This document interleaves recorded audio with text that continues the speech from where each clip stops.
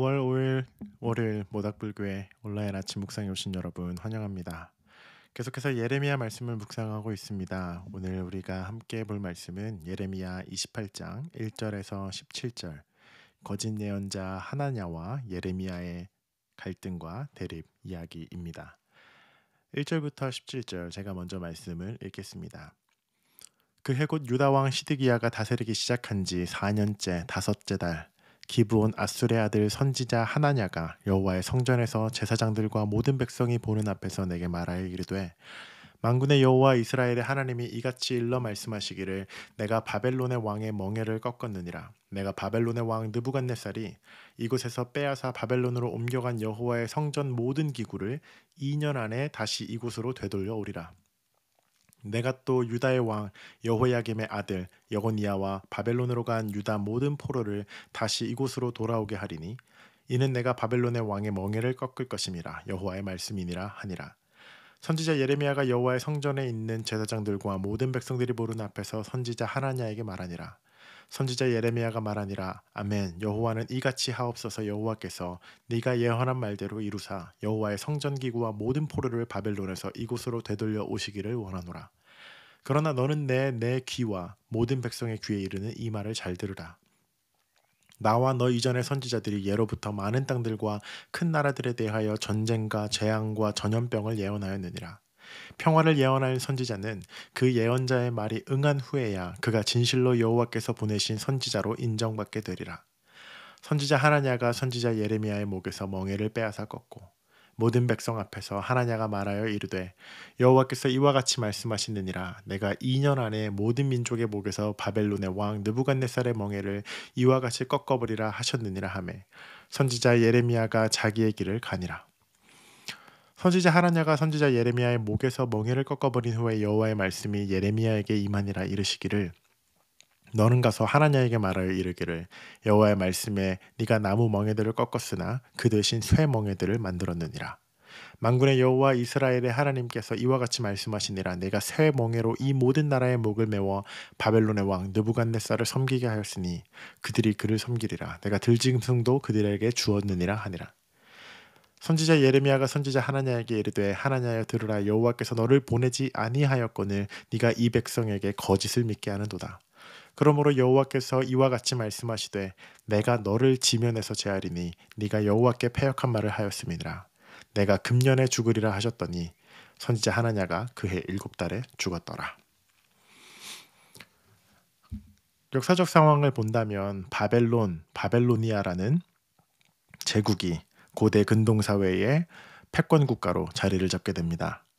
바벨론과 애굽이 대립을 하던 중에 있었고 그 지리적으로 그 사이에 남유다가 있었는데요.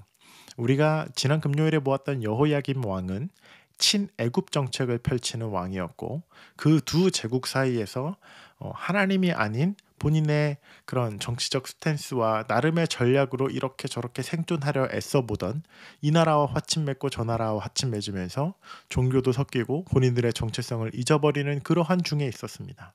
때문에 여호와 하나님께서 예레미야를 통해서 애굽도 의지하지 말고 바벨론도 의지하지 말고 오직 하나님만을 의지해서 너희의 순수한 하나님의 언약 백성으로서의 정체성을 길을 걸으라 라고 계속해서 말씀하고 계시지만 그들은 듣지 않았습니다.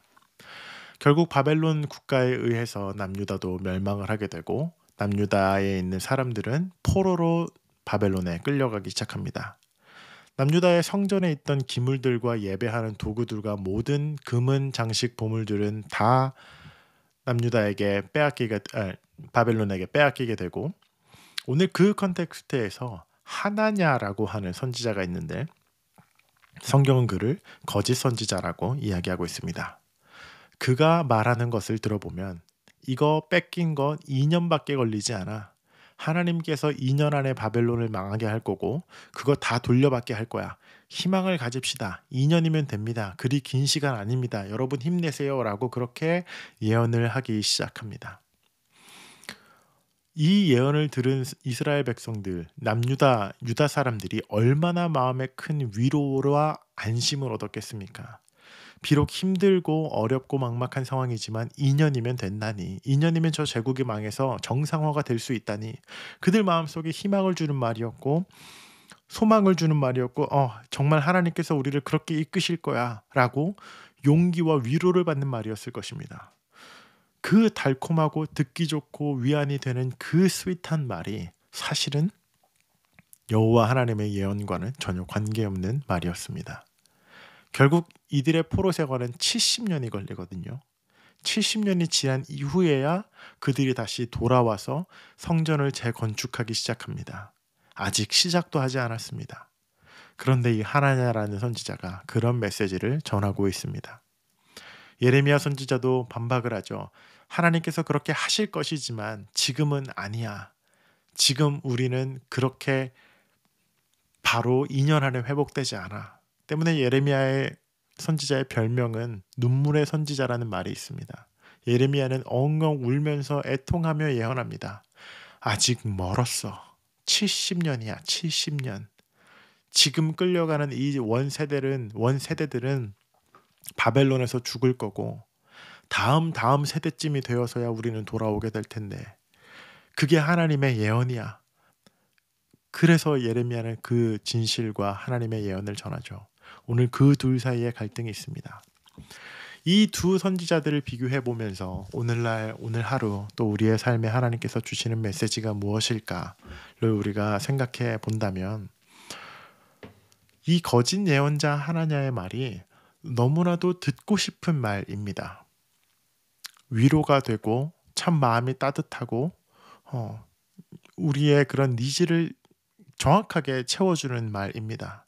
그러나 정말로 그들이 들어야 했던 말은 예레미야 선지자가 했던 여호와 하나님께로 너희의 마음을 돌이키고 삶과 우상 숭배를 그치고 다시 언약 백성으로, 하나님 믿는 백성으로 그렇게 살아가라 라는 메시지를 들었어야 하는데, 2년만 지나면 괜찮아질 거야, 우린 다시 좋아질 수 있어 라는 그 달콤하고 표면적인 이야기에 사람들이 열광하고 그 마음을 빼앗긴 것입니다. 이 시대를 살아가면서 또 오늘 하루를 살아가면서 우리가 분별해야 할 것은 하나님의 말씀과 듣기 좋은 말입니다. 목사로 살면서 저 역시도 이 유혹에 언제나 직면해 있다고 생각합니다. 여러분들이 좋아하는 이야기, 들으면 마음이 참 따뜻해지고 위로가 되는 이야기만 하면서 우리 목사 설교 따뜻하고 우리 목사 얘기 들으면 참 힘이 나고 위로가 돼, 그런 메시지를 하나님께서 예레미야 선지자를 통해서도 하시고 결국 하시는 날이 우리에게 오지만, 때로는 우리가 하나님의 말씀을 필터 없이 가감 없이 들어야 하는 순간들도 있습니다. 우리의 인생이, 우리의 삶이 특별히 옳지 못한 길로 계속해서 가고 우리가 욕망을 따라 하나님을 자꾸 교묘하게 이용하면서 우리가 살아가려고 하는 우리 안에 어둠이 우리의 삶을 이끌어갈 때, 우리는 괜찮아, 하고 싶은 대로 해 라고 그러한 길만을 갈고 그러한 메시지만을 들을 수는 없습니다. 20세기의 유명한 기독교 작가 중 C.S. 루이스라는 분이 계십니다. 아마도 많이들 아실 텐데요. 그분께서 스크루테이프라는 편지라는 소설을 쓰셨는데, 그 소설의 내용인즉슨 악마, 사탄의 그룹들이 어떠한 대화를 하면서 어떻게 지낼까라고 하는 그 사탄의 대화 내용을 가지고 각색해서 상상해서 소설로 만들었습니다. 그 내용 중 이런 이야기가 있습니다. 스크루테이프야, 어떻게 하면 이 기독교인들, 원수라고 표현하는 예수를 믿는 이 사람들을 어떻게 하면 우리가 망가뜨릴 수 있지? 어떻게 하면 그 사람들의 삶에서 예수님, 하나님을 지워버릴 수 있지라는 회의를 하는데, 그 내용 중 하나가 이것입니다. 그들이 편안하고 아주 완만한 내리막을 걷도록 그들의 인생을 잘 돌봐. 그들의 삶이 아무런 고난도 없이 완만한 내리막을 걷도록 만들어봐. 적당히 행복하고 힘이 들지 않은 인생으로 그렇게 그들의 삶을 이끌어가. 그 메시지를 소설에 기록한 내용들이 있습니다. 우리의 삶에 때로는 어려움도 다가오고 우리가 때로는 해결해야 할 일들도 있습니다. 그리고 하나님 앞에서 바르게 산다는 것, 언제나 우리의 삶의 완만한 내리막 인생은 아닐 것입니다. 그러나 오늘 이 거짓 선지자 하나냐의 이야기처럼 우리가 언제나 우리의 삶에서 완만한 내리막만을 바라고 그것이 예수 믿는 삶이라고 생각한다면 우리는 오늘 예레미야 선지자를 통해서 말씀하시는 하나님의 음성을 들을 필요가 있습니다. 하나님께서 하시는 말씀은 우리가 언약 백성으로 하나님 나라의 자녀로 우리가 올바르게 이 땅을 정의와 사랑을 추구하며 살아가는 것이지, 우리가 그저 완만한 내리막, 안락하고 안전하고 부유하고 편안한 삶만을 살도록 부름받은 것은 아니란 이야기입니다. 때문에 오늘 이 두 예언자의 예언과 말씀을 비교해 보면서 오늘 우리 마음에, 하나님 제 마음에 하나님의 음성을 바로 들을 수 있는 정직한 마음을 주시길 기도합니다.